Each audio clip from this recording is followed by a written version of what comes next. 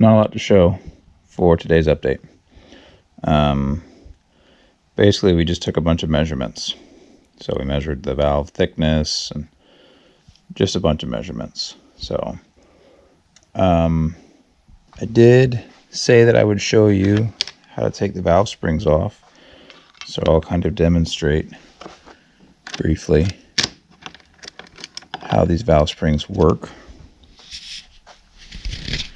Set you up right here. You can sort of see. I got these are two, they're called keepers or retainers. They sit, there's a little groove that you can see.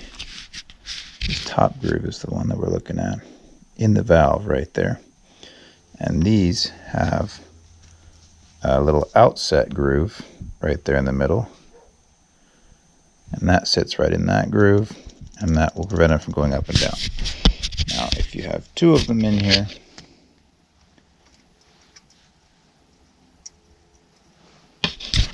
they sit kind of like this. And then you have your spring hat, spring retainer here, and this is held up by the spring. So imagine that there's a spring here. It's going to go in between this bottom portion and the top portion here. The way that you remove the valve is you have to push this retainer down with a special tool, and it'll actually compress the spring. One end of the tool goes around the head, under the head, and holds up against the bottom of the valve. The other side pushes on this retainer, pushes it down, and then you just take these out. Sometimes they're stuck on there, got to pop them loose and use a magnet to pull them out so you don't lose them. And then this retainer can come off, and then you can take the spring off, and then you can just push the valve and it will come right out. So that's the basics of how you remove the valves. When you are building a cylinder head, you need to know a bunch of things. The most important things are the valve spring installed height, the spring diameters, so the external diameter, the internal diameter. If you're not going to reuse hardware like this, we are, but if you're not, you need to know exactly the size of your valve, what size keepers it takes, and then the keepers and these actually have to have the same angle. So if you look at these from the side, you can see it's not a cylinder, it's actually cone shaped, and that's actually what holds it in place. Some of these are 10 degrees, some of these are a 7-degree angle. You have to know which one you're getting, basically, and make sure that these match these, and then this diameter has to match the valve, and there's a lot of things you need to check and make sure. There's a lot of ways to just order parts and end up with the wrong parts. So we're reusing the valves. We're going cheap. All right, we're going to make power, but we're going to do it cheap. We're going to reuse the valves because there's nothing wrong with them, so far as I can tell. Came out of a running engine, again, as far as I can tell. I don't see any of them bent. None of them look damaged. Some of them have some mushrooming at the top, but we can remove some of that very carefully with a file. I'll show you that later, not today. And we're going to reuse these retainers too, because, again, there's nothing wrong with them. And the keepers, same deal. Why buy new ones when we have ones that'll work just fine? And they're already pretty clean too. There's not really a lot of cleaning needs to happen to them. So what we really care about is the valve spring installed height, the external diameter of the spring, and the internal diameter of the spring. So this is actually a dual coil spring. So it's got one coil on the outside and another coil on the inside. It's actually pretty uncommon in a factory, well, in an older factory setting. I mean, a lot of the modern stuff has this, but very common to just see one spring, just the outside spring. These actually may be upgraded from the factory springs. I don't really know. There's no part numbers on them. There's no other good way to identify them. They do make a strain gauge tool that you can put these in and compress them, and it'll measure how far you compress them, how much effort it takes, and then you can do the math and figure out what kind of spring rate they have. I don't have that tool, and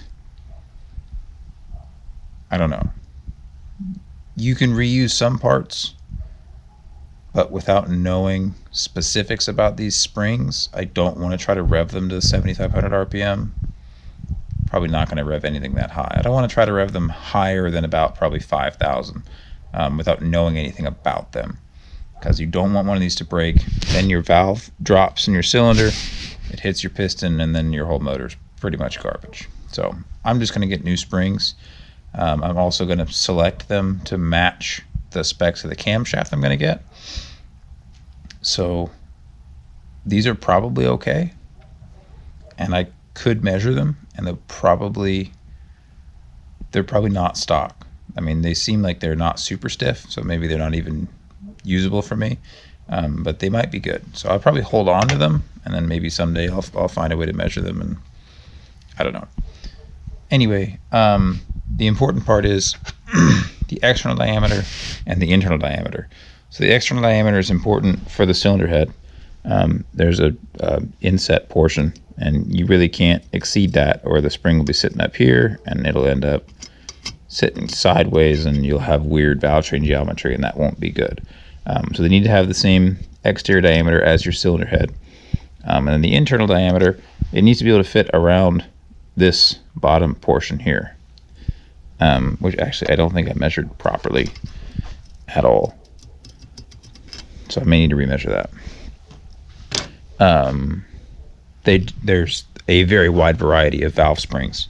So some of them are very, very small on the inside, triple springs or quadruple springs.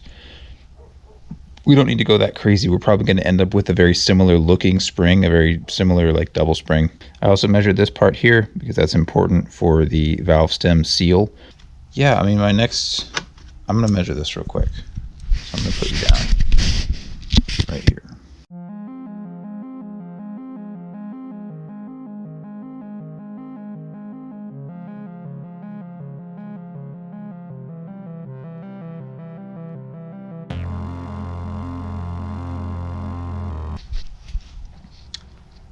So yeah, there we go. That's pretty much it. We just did some measurements. My last great piece of advice is to start with a camshaft. Once you pick the camshaft that you want, well, you have to kind of consider what the engine is for.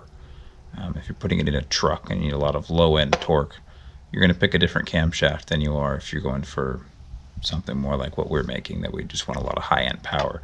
We don't really care so much about low-end torque. So I'm probably going to pick a camshaft today. Pick a cam, and you kind of have to pick a cam and pick springs at the same time. A lot of times you're limited to what spring you can run by your cylinder head. And a lot of times you're limited to what cam you can run by your spring. So that's pretty much it. I have nothing else to add. I did not look up the specs for the studs. I'll do that tonight, and I'll check for a tap tomorrow. But I probably will have to order them, which is fine. So we'll see you tomorrow.